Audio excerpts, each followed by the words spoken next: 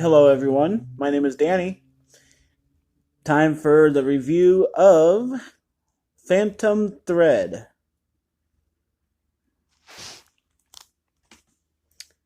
Set in the glamour of 1950s post war London, renowned dressmaker Reynolds Woodcock and his sister Cyril are at the center of British fashion, dressing royalty, movie stars, heiresses, socialites, debutantes, and dames with the distinct style of the House of Woodcock. Women come and go through Woodcock's life until he comes across a young, strong willed woman, Alma, who soon becomes a fixture in his life as his muse and lover. Once controlled and planned, he finds his carefully tailored life disrupted by the scariest curse of all, love.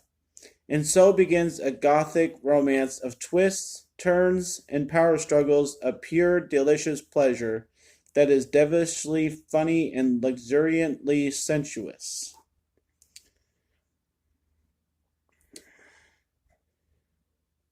This is a 2017 film, rated R. It runs a little over 2 hours. The main stars are Daniel Day-Lewis, Leslie Manville, and some other people. I didn't really recognize anybody in particular, so it's not a really well-known movie, and I suppose anybody who watches this review probably has never heard of this movie. It's called Phantom Thread because of the thread of the material that it requires to make a dress, which is what the Woodcock family does. So it's supposed to be interesting, and I thought going in it might be, but then the second I heard said in the 50s, I'm like, oh man, we always have to question if everything's like legit, if that clock on the wall is what they had in that time, if the language they're using was appropriate for the time. They brought up the word chic, and all of a sudden I'm like, did we know that word in the 50s? But it must have been. I'm sure it was accurate and everything, but the whole time I watch a movie like this, I'm always wondering. I'm not going to fact check it, I'm just wondering the whole time. And it kind of kills the vibe, along the way. I'm like, oh, is that right? Oh, is that right? Oh, is that according to the time? Is the music playing, according to the time? So I used to do that. I used to fact check, but I'm like, yeah, I'm not going to do that anymore. So I just try and enjoy the movie. The first line that really comes up for Daniel Day-Lewis is that he is destined to be a bachelor. Yeah, right. And watching this movie, we know that's not going to happen. We know that's not true. It's a stupid line to put in there. It's fine if that's his, view of himself, but supposedly he's been with somebody already in the movie, and he just couldn't put up with her, and she couldn't handle the lifestyle, so she got the boot. And that's not somebody being destined to be a bachelor. That's somebody being a real jerk and not being able to handle a relationship whatsoever and being totally involved in your work so that it consumes your marriage. That's not really, being destined to be a bachelor. I didn't like that line at all. And honestly, he really is the world's biggest jerk. I mean, we've seen some movies about jerks before, but you make a movie about a dressmaker, their life is involved as this guy's is in the 50s. Imagine people nowadays, people that get to dress the royal family today. I mean, good lord, do you think they have had time for anybody? They look like they have time for pictures when the media grabs them. They look like they have time for love because they're always getting pictures of them taken being happy. But I mean, do you think the people making dresses for them have a life at all? I don't know. But why aren't we making a movie about every single person that makes dresses? If every single person is this crazy and this involved in their life and just can't handle a relationship, then why aren't we making a movie like this every 2 months? I didn't think this is very original of an idea. This is of a guy a long time ago that used to be famous for making really famous dresses That's fine, but we have that nowadays. We had that 10 years ago. We have royal families all the time. We have famous people all the time. I mean, where's the Versace movie? Where's the, what all those names and dresses? Where's the movie about all these people? I don't know how I'm supposed to feel for this guy.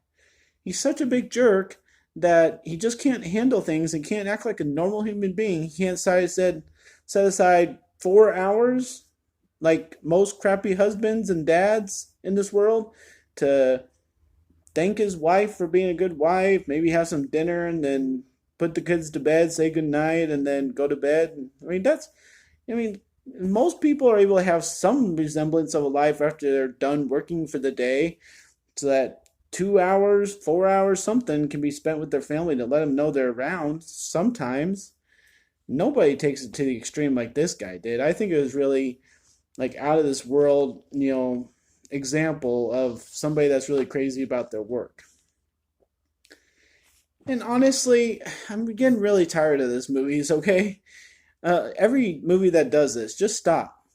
You do a flashback, you come back to the story. You go ahead to this flashback thing, you come back to the story.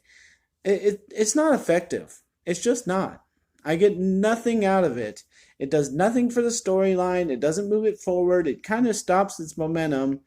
It just is not effective. I need that tool to stop, please. This movie does it, and it's just her sitting there talking to this guy. We don't even really figure out who the guy is until the end after four flash aheads or whatever you want to call them. It just needs to stop. It's really annoying. And then, yeah, and I just read the back of the sleeve about what Alma kind of was to this guy. And muse, I think, is the right word. But more than not, the first hour, it just seems like she's a friend. Like she's just around, and all of a sudden, she's quit her job, and obviously it didn't show that or anything, but we're left to assume it. And she quits her job, and then she's a famous person, a model, really, of the times. All of a sudden, she's a model, like overnight. She has no training. She has no, experience. She's not really the most beautiful woman in the world. It's just to him, and then he doesn't even like her.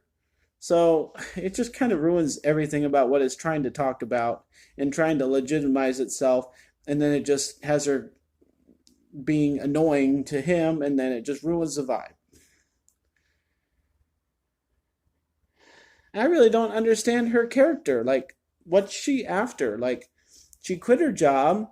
She came to join this rich guy. Whether it was friendly or romantic right away, I don't really care. But then you're criticized over and over and over again. Maybe in the 50s, you just had to accept your situation. If a guy said, "Hey, do you want to come live with me and be famous?" You just said yes, and you didn't worry about the repercussions whatsoever. I don't know. But nowadays, I think girls could make a choice.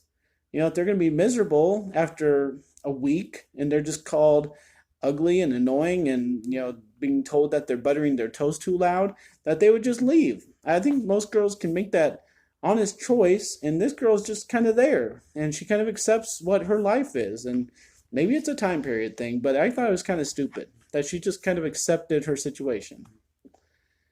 And then the big kicker, after he says that he's destined to be a bachelor, him and Alma get married.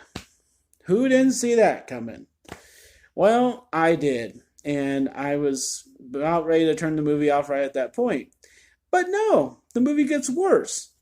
So he supposedly like accepts her and starts loving her and smiling with her and kissing her. Ruins his whole character for the first hour and 40 minutes. The last 20 minutes, oh, he just changes because he's sick. Oh, okay. We haven't heard that story before. So yeah, it's a little sappy at the end. It kind of ruins the characters and the story and makes the movie really for naught. And there's really no point at the end.